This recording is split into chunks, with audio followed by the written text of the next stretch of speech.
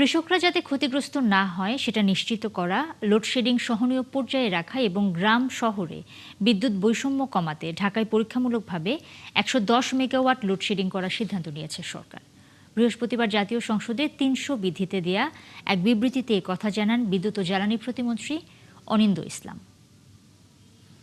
তো জ্বালানি সরবরাহের অভাবে হয়তো বা কিছু কিছু জায়গায় লোডশেডিং হচ্ছে, এই বিষয়টি সহনীয় মাত্রায় আনবার জন্য মাননীয় প্রধানমন্ত্রীর পরামর্শে এবং বিরোধী দলীয় নেতার সাথে আলোচনা ক্রমে আমরা রাজধানী ঢাকাতে ১১০ মেগাওয়াট প্রাথমিকভাবে পরীক্ষামূলকভাবে লোডশেডিং করবার সিদ্ধান্ত গ্রহণ করেছি।